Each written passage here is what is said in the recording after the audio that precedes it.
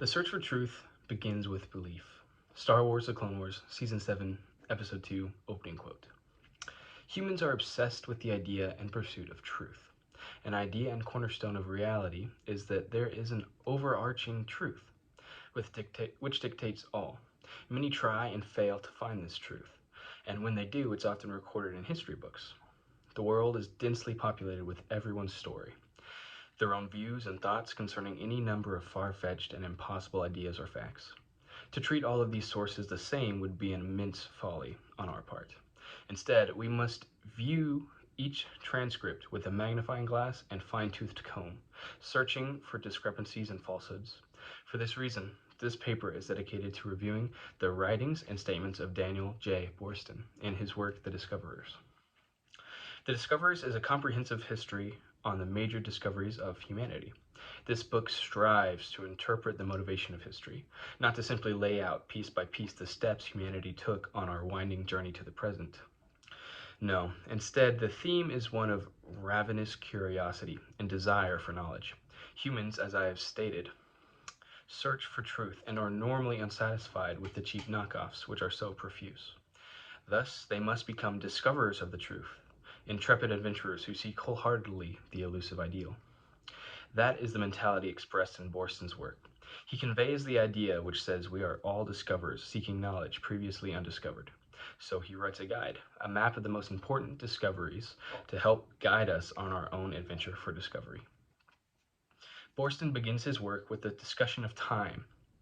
Where other historical books may start with the first actions recorded, Boorstin chooses to set the tone for the rest of this book with a discussion of the thing which humans wish to control, but simply can't. Time has power over all the creation, for as long as God allows it, that is. It's a fact of human life. Time goes on and eventually conquers all of us. No one escapes it.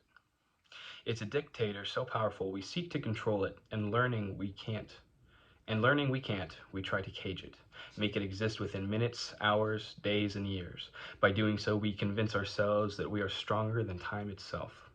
So why does our discussion of history begin with this undefeatable foe? I believe Boorstin wished to give us a reminder, unlike many other history books. The Discoverers wishes to remind us that we are not in charge. We are not conquering war heroes of fantasy. Instead, we are realistically different from other creations.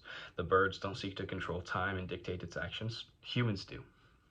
And yet, though we are incredibly ambitious, we are limited. Truth reigns over us. Truth which spells our end, time. In a final review of Boorstin's first historical account, I would have to say that I am pleased with his assessment as well as the intended ideas expressed. Although he discusses many different cultures and their respective religions, none were belittled or disrespected. He conveys contributions from each culture as well as hindrances and mistakes. His expression of the limited power of humanity is also appreciated and given in a well-mannered way. So far, no major qualms have arisen with Boorstin nor his work on the topic of time. This brings us to Boorstin's next viewpoint of history, that of geography. We started by exploring the grand expression of time. Now we move to the vastness of the topic regarding geography. In this series of chapters, Boorstin reviews man's desire for truth in his surroundings. Man found truth in time. He also found immense power. Now he seeks truth in the physical world around him, not simply the truth of its existence, but more so the truth that is not yet known. The great majority of the world had not yet been charted nor explored, at least by the Western Europeans. Who are the main protagonists of this topic? But why the interest? What called the explorers of old to go out and seek the unknown? The answer is because geography, of all and any kind, enamors us. We simply feed off of understanding, and the earth is a vault of knowledge. The tops of mountains show us the viewpoints of the heavens. The seas show us the chaotic truth of the deep.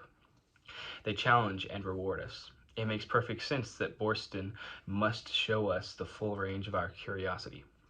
We see these great truths of the world we inhabit, and we must know them personally.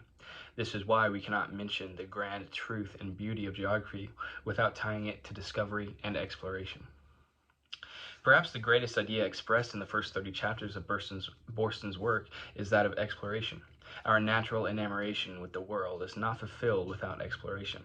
This is where Borston begins to lose the unbiased approach he started the book with. The first reason being that the viewpoint we follow is that of the Europeans. Granted, this book is meant to explain a lot of the causes which led to the westward expansion, but nonetheless, when we consider history through only one perspective, it becomes skewed and egotistical. Credit where credit is due, Borston gives the perspective of some Eastern explorers as well as a handful of cultural differences and ideals. The Discoverers is not painted over entirely with European perspective, but it is in significant majority over any other perspective or people group mentioned. We are given a good size of knowledge, but it is not complete. It is mostly particular, could be considered. If this history book was meant only to explain Western thought and discoveries, then the issue could be considered less of a failing. But this book is a recounting of discoverers, and there are always a multitude of discoveries that are unmentioned and uncredited when historical texts refuse to broaden perspective. Religion also falls under persecution when Borston delves into exploration. One religion more than the rest, in fact. Christianity comes under scrutiny more so than any other. A historical book should strive to be impartial and allow the reader to draw their own conclusions, but Christianity is often grouped together with dogmatic and restrictive ideals, which bring proper exploration to a halt. I will not deny that Christianity, as well as many other religions, have limited, fully devoted exploration, but not because the religion dictates it, more that the human part of religion gets caught up in the needless side requirements or desires. The prime example expressed in Borston's work is that of Christianity halting advances in cartography. Christians for generations placed Israel at the center of their maps, as well as placed Gog and Magog at the far north, and were concerned needlessly with Genesis-centered discovery and exploration.